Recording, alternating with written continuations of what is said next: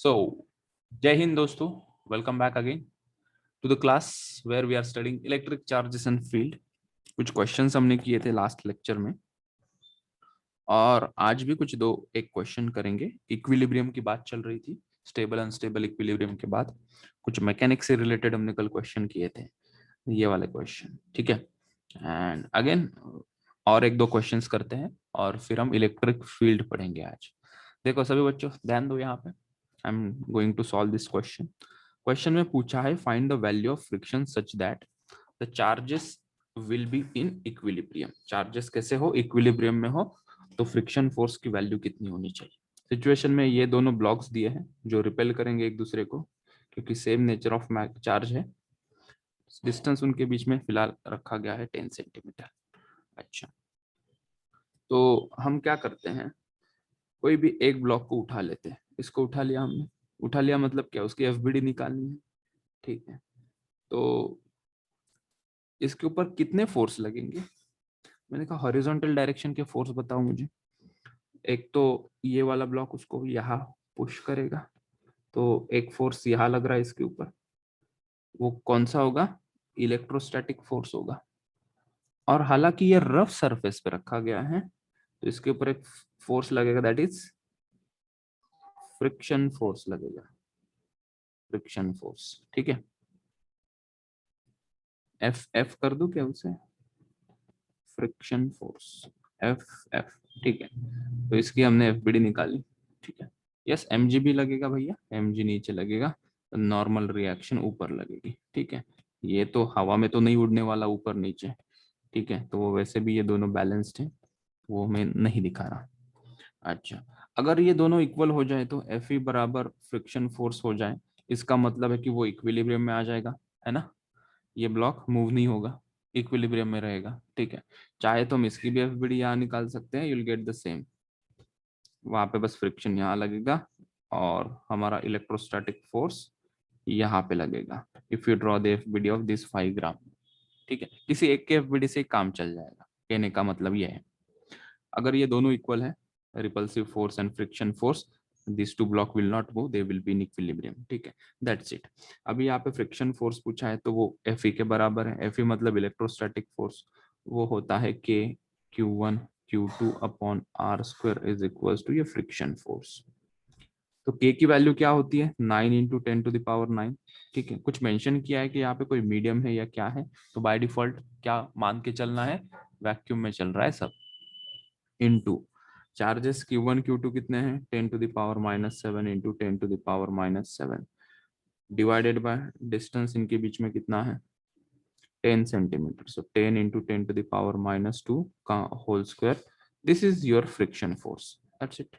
इसे सॉल्व करते हैं। अभी क्या है, 9 इंटू 10⁻9 माइनस 7 इंटू 7 14, ठीक है। नीचे क्या हो रहा है, थोड़ा शॉर्टकट मारो तो समझ में आए क्या, देखो 10⁻⁻2 का स्क्वायर लिख देते, चलो क्या शॉर्टकट मारो तो ये 100 हो जाएगा ना। सो दिस इज 10⁻2 इंटू 10⁻⁻4, तो ये कितना बनेगा, यहाँ कर देते हैं। This is 9 into 10⁻9 minus 14 minus 2 plus 4, this is your friction force. कितना आ रहा है भैया ये, 9 इंटू 10⁻, -3, ये हो गया -3 Newton. This is your friction force. आया। अगर कोई पूछेगा कोएफिशिएंट ऑफ फ्रिक्शन फोर्स बताओ, कैसे करोगे, ये आंसर आ गया है हमारा। फ्रिक्शन फोर्स का कितना फ्रिक्शन फोर्स लगेगा इन दोनों के बीच, इन दो सरफेस और ब्लॉक्स के बीच में, 9 इंटू 10⁻⁻3। हाँ मैं ये बात कह रहा था, क्या कह रहा था मैं, फ्रिक्शन फोर्स तो निकाल लिया, कोएफिशिएंट ऑफ फ्रिक्शन अगर कोई पूछेगा कैसे निकालोगे, न्यू इंटू एन कर और एनजी के इक्वेशन से एन आ जाएगा। ठीक है। तो वो तुम लोग करोगे क्या होमवर्क में चीज, ठीक है। सो also find coefficient of friction। so friction force को म्यू इंटू एन के बराबर करना है। एन यहाँ से कोई भी दोनों में से एक डायग्राम में एन देखोगे एन आ जाएगा, ऊपर लगेगा एन, नीचे लगेगा mg, so n is equals to mg करोगे, आधा तो क्वेश्चन कर ही दिया, वो पुट कर देना यहाँ पे, वैल्यू दिखाना मुझे, f की वैल्यू भी है इतनी, n की वैल्यू mg के बराबर आ जाएगी, म्यू कैलकुलेट कर देना। ओके चलो, अब एक मैक्सिमा मिनिमा से रिलेटेड एक क्वेश्चन हमारे पास है, ठीक है, उसे डील करते हैं। इसमें किसी को दिक्कत, जनता जनार्दन, किसी को दिक्कत इसमें? No sir. Sir no sir. चलो फिर एक क्वेश्चन करते हैं इक्विलिब्रियम से रिलेटेड, और फिर हम हमारी गाड़ी बढ़ाएंगे towards the electric field. The question is like that: a charge q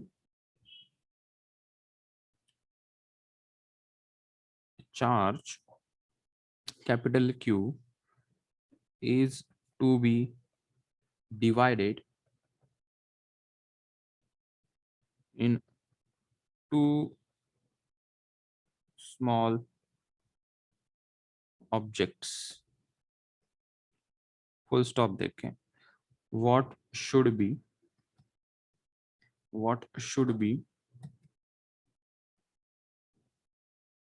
the value of the charge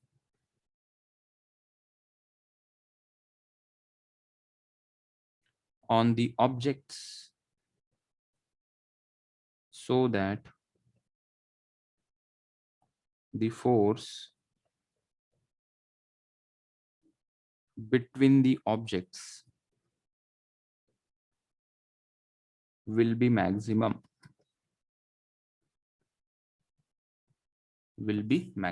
ये क्वेश्चन है। ऐसा कैसा क्वेश्चन है? पढ़ो एक बार क्वेश्चन को, try to figure it out, क्या कर सकते हैं, सोचो खुद से।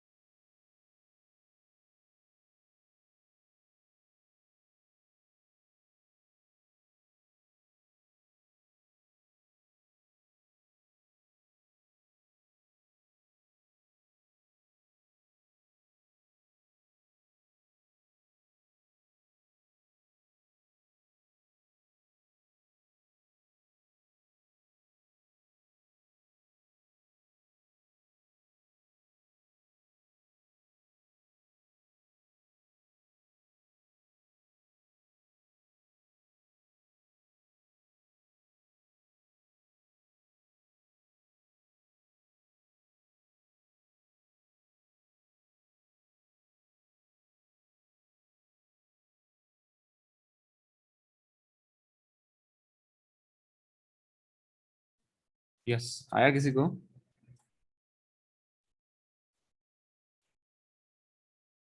चलो देखो यहाँ पे, everyone please see here, concentrate. A charge q is to be divided into two small objects. एक चार्ज q है, ठीक है, कोई ऑब्जेक्ट है जिसके ऊपर चार्ज कितना है, q है, ठीक है, इसको हमने तोड़ दिया, divided into two small object, ठीक है, इसको हमने तोड़ दिया इनटू टू स्मॉल ऑब्जेक्ट्स, ठीक है, एक ये ऑब्जेक्ट है, एक दूसरा ऑब्जेक्ट है।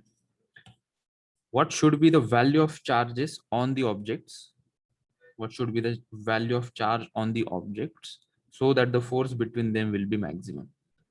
अब इन दोनों के बीच में फोर्स होगा कुछ, इन दोनों के बीच में कुछ फोर्स होगा, ठीक है, तो वो मैक्सिमम होने के लिए इन दोनों के ऊपर कितना चार्ज हो जाना चाहिए? सबसे पहले तो एक क्यू चार्ज को हमने तोड़ दिया दो हिस्सों में, ये यहाँ पे, ठीक है, तो मान लेते हैं कि एक के ऊपर चार्ज आया स्मॉल क्यू, तो दूसरे के ऊपर कितना आ जाएगा charge, Q minus small Q, ठीक है। आगे बात समझ में, क्या किया मैंने अभी, जस्ट सुनो बात को, इसको हमने ब्रेक किया दो पार्ट में, तो एक के ऊपर कुछ चार्ज आ जाएगा, दूसरे के ऊपर कुछ चार्ज आएगा, राइट, तो हमने मान लिया कि एक जो ऑब्जेक्ट है जिसको हमने तोड़ा है उसके ऊपर आ गया चार्ज स्मॉल क्यू, तो दूसरा ऑब्जेक्ट के ऊपर कितना चार्ज आएगा, जितना बचा है Q minus small Q, that is Q minus small Q. ठीक है, हमें अभी पूछा क्या है, the question is very interesting, find the value of charge, मतलब इस क्यू की वैल्यू फाइंड आउट करनी है स्मॉल क्यू की, ताकि दूसरे का भी आंसर आ जाएगा। Such that force between them will be maximum, इन दोनों के बीच में फोर्स मैक्सिमम हो जाए। तो फोर्स मैक्सिमम हो जाए ये कैसे निकालेंगे, पहले तो हम ये पता कर लेते हैं कि इनके बीच में जो फोर्स होगा उसका फॉर्मूला क्या आ जाएगा, will say that is K Q1 Q2 upon R square, इस फॉर्मूला से ही निकालेंगे हम। पहले तो वैल्यूज पुट कर लेते हैं, ये के Q1 कितना है यहाँ पे स्मॉल क्यू, Q2 कितना पुट करो Q माइनस स्मॉल क्यू, इनके बीच का डिस्टेंस है आर स्क्वायर। कोई भी चीज को मैक्सिमम या मिनिमम करते हैं तो हमारे पास एक मैथमेटिकल टूल है जिसका नाम है डिफरेंशिएशन, वहां पे हमने मैक्सिमा मिनिमा देखा था। कोई भी चीज को मैक्सिमम या मिनिमम करते हैं, तो अगर इसको ग्राफिकली मैं फिर से बताऊं, तो जहां पे स्लोप 0 हो जाता है वो क्या होता है, मैक्सिमम पॉइंट होता है, और जहाँ पे स्लोप 0 होता है वहां पे वो मिनिमम भी हो सकता है। ठीक है, मतलब दो क्वांटिटी के बीच का रिलेशन जिसका स्लोप इज इक्वल टू 0 करेंगे तो हमें मैक्सिमम मिनिमम कंडीशन मिलती है। तो यहाँ पे दो क्वांटिटी है जिसके बीच में हमें मैक्सिमम करना है, तो दो क्वांटिटी किसके बीच में क्या क्या मैक्सिमम हमें करना है, तो हमने देखा कि हमें फोर्स मैक्सिमम करना है, तो चार्ज क्या होगा, तो फोर्स और चार्ज ये दो क्वांटिटी के बीच में हमें डिफरेंशिएशन करना है। तो वो जब हम करेंगे तो हम करेंगे D F upon D Q, तो हमें डिफरेंशिएट करना है फोर्स के इक्वेशन को with respect to Q that is charge. मैं जानना चाहता हूँ किन लोगों को ये आता है, बड़ा सिंपल है, ट्राई करो डिफरेंशिएट करके बताओ इस इक्वेशन को, मुझे with respect to Q differentiate करके बताओ। हिंट दूं क्या, यहाँ पे के और आर स्क्वायर कांस्टेंट है, तो उनको पहले तुम बाहर लिख दो, और जो ये बचा है इनको मल्टीप्लाई करके डिफरेंशिएट करो। देखो डिफरेंशिएशन का रिवीजन भी हो जाएगा, जल्दी से करो।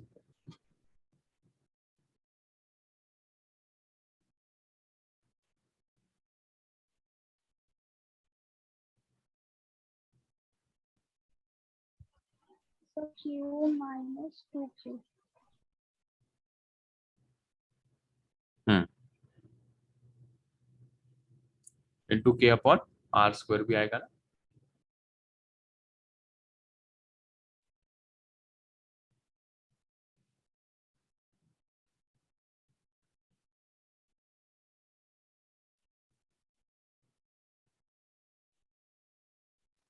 So K by R square 2Q minus 2Q. Okay. So इसे करते हैं कंटिन्यू। तो ये के बाय आर स्क्वायर तो कांस्टेंट है, मल्टीप्लिकेशन में है, ये जो है इतनी वाली टर्म ये क्या हो जाएगी, Q into Q minus Q square. ठीक है, तो क्यू इंटू कैपिटल क्यू का डिफरेंशिएशन क्या आएगा, मैंने कुछ नहीं किया बेटा, इस ब्रैकेट को Capital सॉल्व Q. किया यहाँ पर। ठीक है, जैसे कि तुम 2x का डिफरेंशिएशन 2 लिखते थे, तो यहाँ पे कैपिटल क्यू तो कांस्टेंट है, तो कैपिटल क्यू को मैंने एज इट इज रखा, और स्मॉल क्यू का डिफरेंशिएशन क्या आएगा, जैसा कि हम x का डिफरेंशिएशन क्या बोलते थे 1, तो वो 1. क्या आएगा 1 माइनस स्मॉल क्यू को स्क्वायर का डिफरेंशिएशन क्या आ जाएगा 2q, इज इक्वल्स टू क्या करना है, इसको 0 करना है। ठीक है, सो बताओ अभी इसको इज इक्वल्स टू 0 करो और बताओ क्या रिलेशन आ रहा है।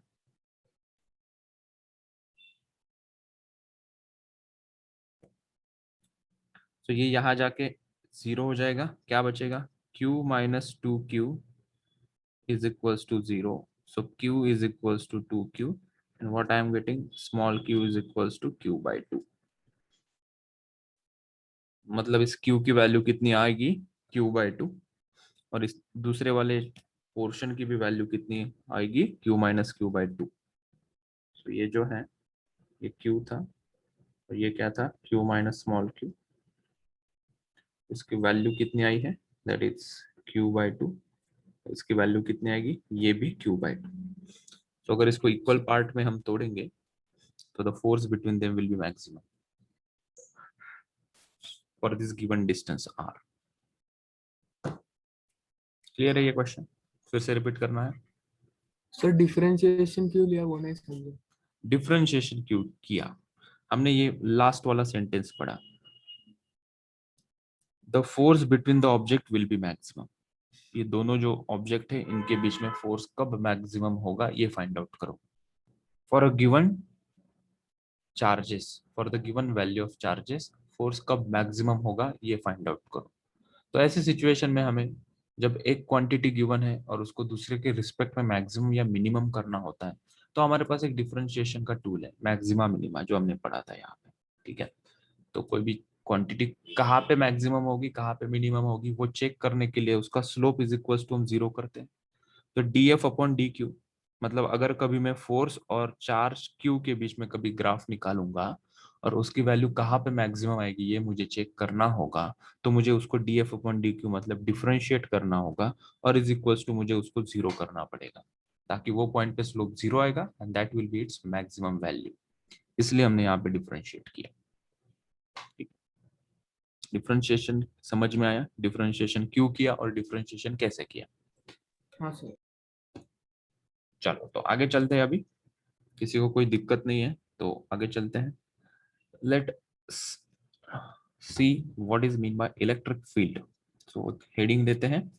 हम चार्ज से थोड़ा बाहर आ गए, मतलब चार्ज की तो कॉन्सेप्ट हमने पढ़ ली है, अभी हम कॉन्सेप्ट पढ़ते हैं इलेक्ट्रिक फील्ड की। सो हमने यहाँ पे हेडिंग दिया इलेक्ट्रिक फील्ड। इसके रिलेटेड दो पॉइंट्स हम लिखते हैं। पहला पॉइंट, इलेक्ट्रिक फील्ड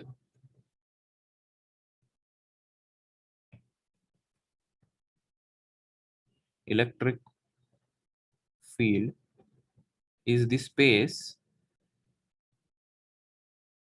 surrounding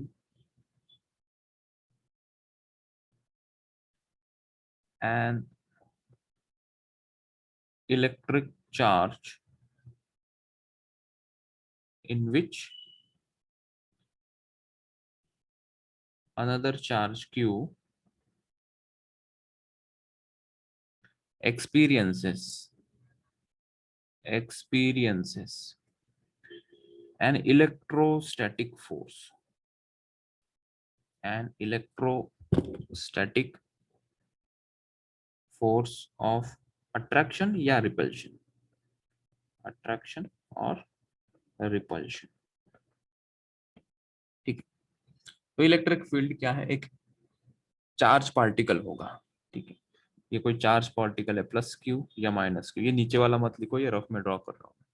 ठीक है, तो सबसे पहले मानते हैं कि कोई पॉजिटिवली चार्ज बॉडी है, छोटा सा चार्ज पार्टिकल मान लेते हैं। ठीक है, तो उसके सराउंडिंग में अभी पॉजिटिवली चार्ज पार्टिकल है, मतलब क्या, उसके पास इलेक्ट्रॉन की डिफिशियंसी, तो ये भूकेला है। इसको कोई ढूंढेगा, ये किसी के पास इलेक्ट्रॉन है क्या, मेरे को इलेक्ट्रॉन चाहिए, किसी के पास इलेक्ट्रॉन है क्या, मेरे को इलेक्ट्रॉन चाहिए। ठीक है, सो उसके पास एक पावर आ जाएगी। ठीक है, क्या करेगा वो, इसके सराउंडिंग में कोई छोटा नन्ना मुन्ना पार्टिकल आ जाता है, लेट्स से कि कोई ऐसा छोटा सा पार्टिकल आ जाता है, इसकी कोई औकात नहीं है इसको पुश करे या पुल करे। ठीक है, ये जो छोटा सा पार्टिकल है क्यू नॉट, इसको हम कहते हैं टेस्ट चार्ज। ये जा रहा था बेचारा यहाँ से ट्याऊ ट्याऊ ट्याऊ, स्कूल जा रहा था ये मस्त। ठीक है, उसने देखा अरे लॉकडाउन चल रहा है, स्कूल तो ऑनलाइन है। फिर ये घर जा रहा था, घर जाते जाते इसने कहा कि ये प्लस क्यू के पास जाके देखते हैं। जैसे ये प्लस क्यू के पास नजदीक आया तो ये प्लस क्यू चार्ज ने उसको रिपेल किया, चल भाग। तो ये प्लस क्यू चार्ज के पास जब कोई टेस्ट चार्ज है, उसके सराउंडिंग में कुछ इफेक्ट है, इस पॉजिटिव चार्ज के सराउंडिंग में उसके कुछ एरिया में अगर ये कोई टेस्ट चार्ज या कोई दूसरा चार्ज पार्टिकल आता है तो ही has that power to apply a force on this object. ठीक है, सो स्टेटमेंट को रीड कर लेते हैं। Electric field is the space surrounding an electric charge. तो इलेक्ट्रिक फील्ड क्या है? एक स्पेस है, किसके सराउंडिंग में? जो इलेक्ट्रिक चार्ज पार्टिकल है उसके सराउंडिंग। यहाँ पे हमारा इलेक्ट्रिक चार्ज पार्टिकल कौन है? Positive, plus Q, minus Q भी हो सकता है। उसमें क्या होता है, इस सराउंडिंग में क्या होता है?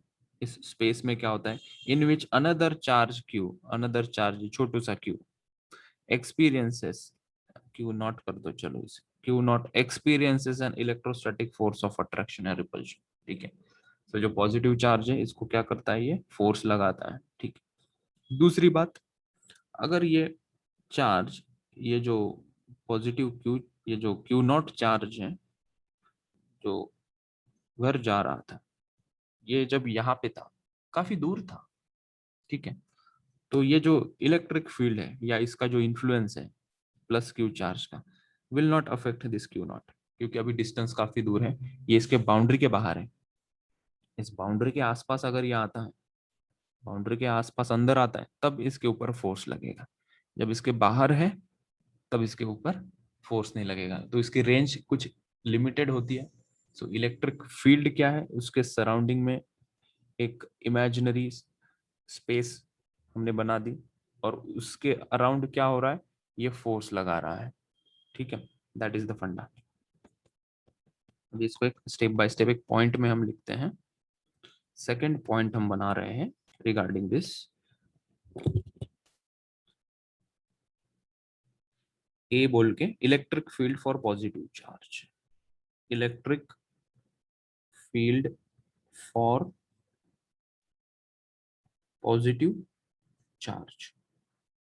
ठीक है, अभी मुझे इलेक्ट्रिक फील्ड, ये तो आंखों से दिखती नहीं है। तुम कहीं पे चार्ज पार्टिकल देखोगे तो चार्ज पार्टिकल पहले तो ये आंखों से दिखता नहीं, you can not see the charge particle by naked eyes, so you can not see the electric field also with the naked eyes. लेकिन हमें बताने के लिए इलेक्ट्रिक फील्ड हम कैसे बताएंगे, तो हम एक लाइंस ड्रॉ करते हैं। मतलब कि मेरे पास पॉजिटिव चार्ज है प्लस क्यू, ठीक है, ये पॉजिटिव चार्ज है। अभी इसके पास इलेक्ट्रिक फील्ड है, ये मैं बताऊंगा कैसे, पता कैसे चलेगा सामने वाले को कि मैं इलेक्ट्रिक फील्ड बता रहा हूँ। तो हम क्या करते हैं, हम इसके सराउंडिंग में ऐसे लाइंस बता देते हैं, इसको कहते हैं इलेक्ट्रिक फील्ड लाइंस, ताकि हमें समझ में आ जाए कि अच्छा इसकी इलेक्ट्रिक फील्ड है। ठीक है, this is electric field lines. Okay, negative charge के लिए ये जो फील्ड लाइंस है ना, ये अंदर की तरफ हम बताते हैं। हम इसको अभी बी पॉइंट में लिखते हैं। ये बहुत ही बेसिक सी बात है, इसलिए मैं थोड़ा धीरे धीरे चलने की कोशिश कर रहा हूँ। Electric field lines, electric field for negative charge, negatively charged body, ये कहना सही होगा, निगेटिवली चार्ज्ड बॉडी। तो कोई निगेटिवली चार्ज बॉडी है माइनस क्यू, ठीक है, तो इसके पास भी इलेक्ट्रिक फील्ड होगी, नेगेटिवली चार्ज बॉडी के पास भी इलेक्ट्रिक फील्ड होगी, वो भी इलेक्ट्रिक फील्ड लाइन से हम दिखाएंगे और उसका एरो उसकी तरफ होगा। इसका मतलब क्या हुआ, निगेटिवली चार्ज बॉडी किसी दूसरे चार्ज को अपनी तरफ खींचती है और पॉजिटिवली चार्ज बॉडी अपने से दूर ढकेलती है। So these are electric field lines which represents electric field। अगर इलेक्ट्रिक फील्ड किसी चार्ज की बहुत ज्यादा है तो यहाँ पे बहुत डेंस फील्ड लाइंस हम बता देंगे, बहुत ज्यादा फील्ड लाइंस यहाँ पे निकाल दो ताकि पता चलेगा कि उसकी फील्ड स्ट्रेंथ काफी ज्यादा है, राइट। अगर इलेक्ट्रिक फील्ड काफी कमजोर है किसी चार्ज पार्टिकल की, 2 कूलम 1 कूलम 10⁻⁻7 माइक्रोकूलम, इतना छोटा चार्ज, तो उसकी फील्ड लाइंस हम दूर दूर निकालेंगे और कम दिखाएंगे, तो हमें पता चलेगा कि ग्राफिकली उसकी फील्ड की स्ट्रेंथ काफी कम है। ठीक, तो ये जो रिप्रेजेंटेशन है, हमने जो लाइंस बाहर की तरफ निकाली उसको कहते हैं रेडियली आउटवर्ड, रेडियली आउटवर्ड। और यहाँ पे फील्ड लाइंस हमने टूवर्ड्स द चार्ज निकाली है, तो radially inward, radially inward.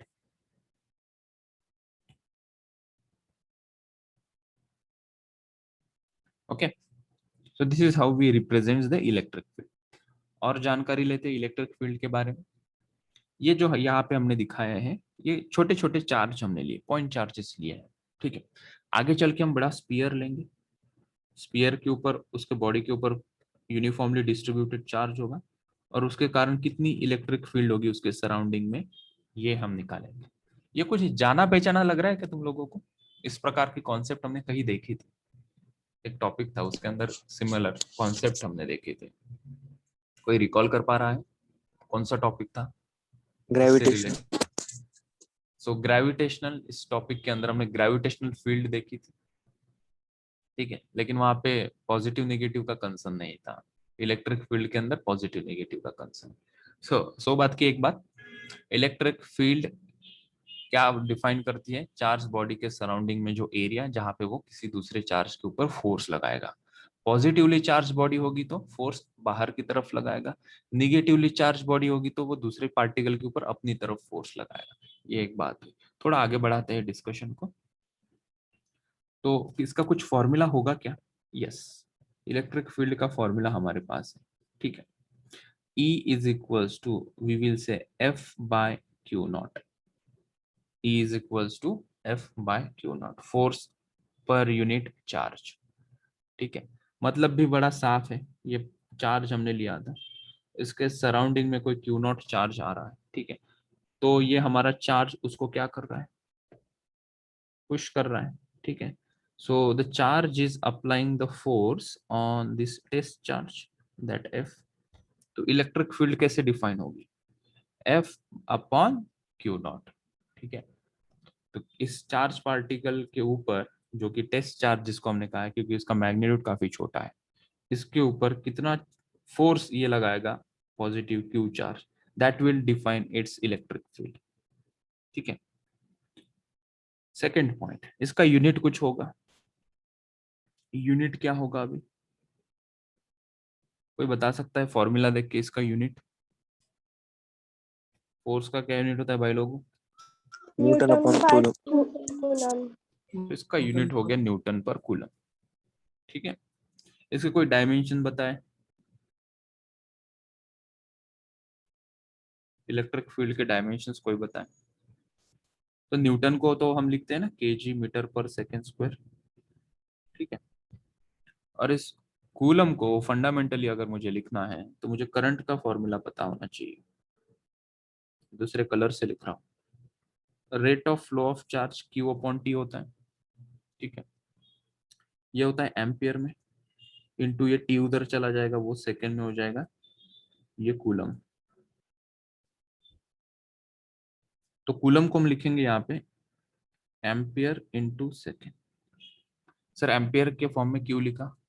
Because current is a fundamental quantity. एक नोट पहले इसे कंप्लीट करते हैं। तो इसको अगर हम सॉल्व करेंगे तो ये क्या हो जाएगा, KG metre upon ampere into second cube. तो इसको MLT, अब करंट के लिए मैकेनिक्स पढ़ रहे थे इतने दिन, MLT से काम चल रहा था हमारा। अभी करंट के लिए आगे A लिखना।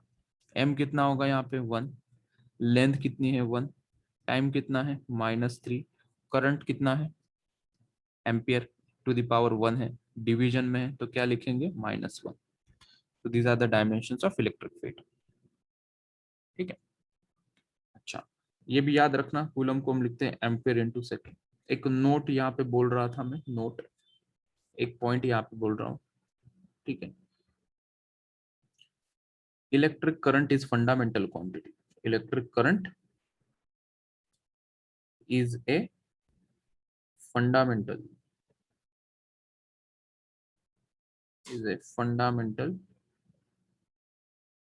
क्वांटिटी, ठीक है। ये जो इलेक्ट्रिक चार्ज है, इलेक्ट्रिक चार्ज, ये जिसको हमने कूलम यूनिट से दिखाया, वो फंडामेंटल क्वांटिटी नहीं है। हमें लगता है कि क्यों ऐसा क्यों बता रहे हो सर आप इतना डिटेल में? क्योंकि हमें लगता है करंट बड़ी चीज है, उससे छोटा तो चार्ज है, तो चार्ज फंडामेंटल यूनिट होना, फंडामेंटल क्वांटिटी होनी चाहिए। So charge is not a fundamental quantity, electric current is a fundamental quantity. इसलिए हमने चार्ज का जो यूनिट है वो करंट और टाइम के यूनिट में डिफाइन किया, to represent for the dimension in fundamental quantities. So electric charge is not a fundamental quantity, है ना? तो मेरा समझाने का कंसर्न समझ रहे हो क्या? Electric current is fundamental, electric charge is not fundamental quantity. ठीक है, कितने फंडामेंटल क्वांटिटीज हमारे पास? 7। कौन से? Mass, length, time, temperature, electric current, luminous intensity and number of moles. Electric charge is not a fundamental quantity. कई बार हम mistake कर देते, इसलिए मैंने 2 बार उसको बताया। आगे चलते हैं, अभी इसके रिलेटेड और जानकारी लेते हैं। ये नया हमारा दोस्त बना जिसका नाम है इलेक्ट्रिक फील्ड। पॉजिटिव चार्ज के लिए इलेक्ट्रिक फील्ड लाइंस बाहर निकालो, निगेटिव चार्ज के लिए electric field lines towards it निकालो। इलेक्ट्रिक फील्ड लाइंस बताती है कि उसके सराउंडिंग में वो कितना फोर्स लगाएगा जब कोई दूसरा चार्ज उसके पास आ जाएगा। तो उससे उसका फॉर्मूला भी बन गया, E इक्वल्स टू F/Q। तो ये एक वेक्टर क्वांटिटी है। एक पॉइंट यहाँ पे बता देते हैं, ये क्या है? This is a vector quantity, मतलब इसका डायरेक्शन है ना, देख सकते हो, पॉजिटिव चार्ज के लिए बाहर की तरफ, नेगेटिव चार्ज के लिए अंदर की तरफ है। So it has a specific direction. जैसा इलेक्ट्रिक फोर्स को डायरेक्शन होता है, वैसे ही हमारा इलेक्ट्रिक फील्ड को भी डायरेक्शन होगा। ठीक है, कौन सा डायरेक्शन होगा? जो फोर्स का डायरेक्शन होगा। ठीक है, न्यूमेरिकल में वो और क्लैरिटी देगा हमें। डायमेंशंस वगैरह निकाल लिए, यूनिट आ गया इसका न्यूटन पर कूलम। ओके, और उसकी जानकारी लेते हैं। उसके पहले हमें कुछ पेजेस ऐड करने पड़ेंगे।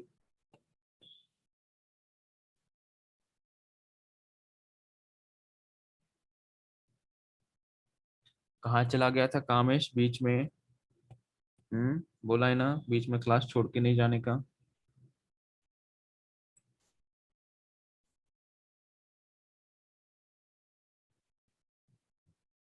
छोटा हेडिंग लगाएंगे यहाँ पे, electric force on charges in electric field. ठीक है, पहले सिचुएशन को समझो, मैं क्या समझाने की कोशिश कर रहा हूं। पहले मैंने बताया कि ये पॉजिटिव क्यू चार्ज है। ठीक है, इसके पास कोई दूसरा छोटा चार्ज आ जाता है तो इसके पास एक ताकत होती है जिसको हमने इलेक्ट्रिक फील्ड से बताया।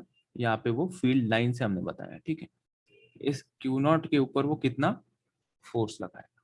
ठीक है, अगर इसको किसी दूसरे फील्ड में डाल दिया जाए तो ये यहाँ पे डॉन बन रहा है ना, इसके ऊपर फोर्स लगा रहा है, बेचारे नन्हे मुन्ने के ऊपर फोर्स लगा रहा है ये प्लस क्यू चार्ज। हमने कहा कि यार इसका भी तो कोई बॉस होगा, अगर इससे भी कोई बड़ी फील्ड में इसे डाल दिया जाए तो इसके ऊपर भी तो फोर्स लग सकता है। वो वाली बात हम यहाँ पे कर रहे हैं। हेडिंग देखो एक बार, electric force on charges in electric field. अच्छा, मैं थोड़ी बड़ी इलेक्ट्रिक फील्ड लेकर आता हूँ। ठीक है, कोई इंस्ट्रूमेंट है, उस इंस्ट्रूमेंट से हम इलेक्ट्रिक फील्ड क्रिएट कर सकते हैं। कि लेट से मैंने कोई इलेक्ट्रिक फील्ड क्रिएट की। ठीक है, वो इलेक्ट्रिक फील्ड इस डायरेक्शन में जा रही है। ठीक है, जो इलेक्ट्रिक फील्ड है कोई सोर्स होगा, वहां से हमने इलेक्ट्रिक फील्ड बनाई और इलेक्ट्रिक फील्ड जो जा रही है वो इस डायरेक्शन में जा रही है। ठीक है, अच्छा, हमने क्या किया अभी, ये जो प्लस क्यू चार्ज है जो काफी फुदक रहा था यहाँ पे, स्मॉल क्यू नॉट के ऊपर फोर्स लगा रहा था, इसी चार्ज को हमने इसे बड़े इलेक्ट्रिक फील्ड के अंदर डाल दिया। ठीक है, इसको नाम दे देते बच्चों पहले, this is external electric field. ठीक है, ये कॉन्सेप्ट बना रहे हैं हम। ठीक है, तो ये जो प्लस क्यू चार्ज है, this is plus Q charge, this only. अगर इसको उठा के मैं यहाँ पे नहीं नहीं मुझे बचाओ मुझे बचाओ मुझे बचाओ डाल दिया हमने इसको अंदर इलेक्ट्रिक फील्ड के अंदर, तो क्या होगा? अभी इसके ऊपर फोर्स लगेगा, इलेक्ट्रिक फील्ड कहेगा अच्छा बच्चू अब आया ऊंट पहाड़ के नीचे। तो इस प्लस क्यू के ऊपर भी फोर्स लगेगा, अभी उसका डायरेक्शन हमें जानना है। So when you place any charge particle in an external electric field, मान लो वो जो इलेक्ट्रिक फील्ड एक्सटर्नल है उसको हमने ई से दिखाया, तो ये जो हमारा चार्ज पार्टिकल है प्लस क्यू, इसके ऊपर फोर्स कहाँ लगेगा? That force will act in the direction of electric field. तो इसके ऊपर जो फोर्स लग रहा है चार्ज पार्टिकल के ऊपर, वो जो इलेक्ट्रिक फील्ड जिस डायरेक्शन में फ्लो हो रही है उसी डायरेक्शन में लगेगा। एक एग्जांपल दूसरा लेते हैं और निगेटिव चार्ज के लिए, तो मामला और क्लियर हो जाएगा। तो इसी को मैं कॉपी करके यहाँ पे लगा देता हूँ। और instead of taking the positive charge बच्चों, if I take the negative charge minus q, तो इसके ऊपर जो फोर्स लगेगा ना, निगेटिवली चार्ज बॉडी जब इलेक्ट्रिक फील्ड के अंदर हम रख देंगे ना, तो उसके ऊपर उसके अपोजिट डायरेक्शन में फोर्स लगता है। तो बहुत बड़ी इलेक्ट्रिक फील्ड के अंदर छोटा सा चार्ज हम रख देंगे प्लस क्यू, तो प्लस है मतलब पॉजिटिव चार्ज के ऊपर इन the direction of electric field force लगता है। बार बार कह रहा हूं मैं, ये आगे बहुत आने वाला है। इलेक्ट्रिक फील्ड के अंदर नेगेटिव चार्ज अगर हम रखते हैं तो फील्ड के अपोजिट डायरेक्शन में फोर्स लगता है इसके ऊपर। ठीक है, दो बातें हम याद रखेंगे। और कितना फोर्स लगेगा, तो हमारे पास एक इलेक्ट्रिक फील्ड का फॉर्मूला है ना, electric field is equal to होती है F बाय क्यू। तो फोर्स कितना लगेगा, E इंटू क्यू। तो जो फोर्स लगेगा वो E इंटू प्लस क्यू लिखेंगे। और यहाँ पे जो फोर्स लगेगा इस पार्टिकल के ऊपर वो होगा F is equal to E into minus Q. ठीक है, तो फॉर्मूला भी हमें मिल गया इलेक्ट्रिक फील्ड का, E is equal to F by Q. यहाँ पे लगाओगे, अगर यहाँ पे लगाओगे इलेक्ट्रिक फील्ड का फॉर्मूला तो क्या होगा, E is equal to F by Q not. ठीक है, हाँ जब यही चार्ज पार्टिकल यहाँ पे आया है तो इसका इन्फ्लुएंस हम इग्नोर कर रहे हैं। इसकी जो इलेक्ट्रिक फील्ड वो जो क्रिएट करेगा वो निग्लिजिबल मान लिया, क्योंकि उसको बड़े समुंदर में डाल दिया ना। ठीक है, so he is experiencing the force now inside this huge electric field। पहले क्या हो रहा था, पहले ये दूसरे पार्टिकल के ऊपर फोर्स लगा रहा था, तो इसकी भी कुछ इलेक्ट्रिक फील्ड थी। हमने कहा है अगर इसको किसी बड़े इलेक्ट्रिक फील्ड में डाल दिया यहाँ पे, तो उसकी खुद की जो इलेक्ट्रिक फील्ड है उसको निगलेक्ट कर देना है, उसका प्रभाव लगभग ना के बराबर। ठीक है, याद ये रखना है कि उसके ऊपर फोर्स लगेगा in the direction of electric field. Negative charge होगा तो in the opposite direction of electric field force लगेगा। वो सभी पॉइंट्स हम एक एक करके लिख लेते हैं। पहला point, positively charge particle, positively charge body या particle in external electric field experiences force in the direction of electric field. Second point, negatively charged body, charged body कहो या particle कहो, in external electric field experiences force in the opposite direction of electric field.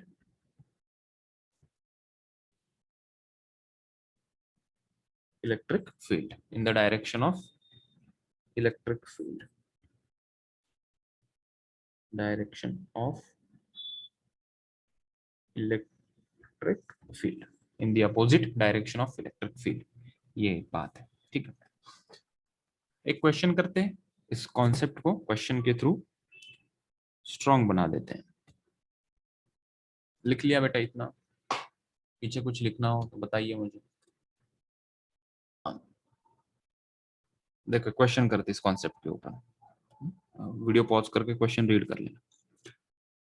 यहाँ पे एक pendulum है, नीचे एक Bob है जिसको चार्ज क्यू दिया गया है, और ये जो ब्लू कलर की वो इलेक्ट्रिक फील्ड है।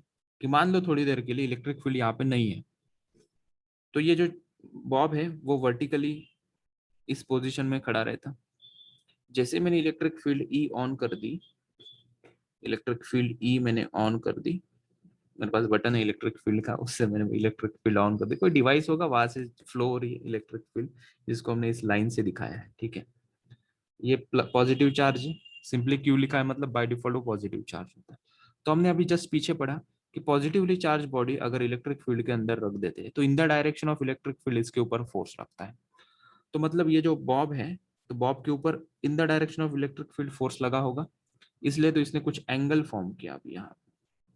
यहाँ पे इसने कुछ थीटा एंगल फॉर्म किया और यहाँ आपके वो अभी इक्विलिब्रियम पोजीशन में आया।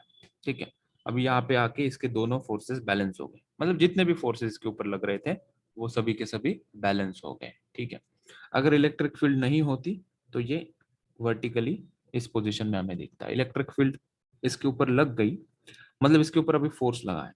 हमें पूछते क्या है अभी, ये जो थीटा एंगल है वो थीटा एंगल बताओ जिसके कारण ये यहाँ पे इक्विलिब्रियम पे बैठा है, इक्विलिब्रियम पोजीशन पे खड़ा है। तो सबसे पहले हमें इस प्रकार के क्वेश्चन में कुछ नहीं करना होता है। कुछ नहीं करोगे तो कैसे सॉल्व करोगे, कुछ नहीं होता, एफबीडी लगानी पड़ेगी। अब इसको सॉल्व करते हैं। इसकी एफबीडी अगर हम यहाँ पे ड्रॉ करेंगे, if I draw the FBD of this pendulum, क्या मैं यही क्वेश्चन के अंदर ड्रॉ करूँ क्या? नहीं, मैं सेपरेट निकालता हूँ यहाँ पे। ठीक है, इसी डायग्राम को मैं क्वेश्चन से उठा के, पहले तो क्वेश्चन को छोटा करते हैं, काफी बड़ा बड़ा हो गया ये।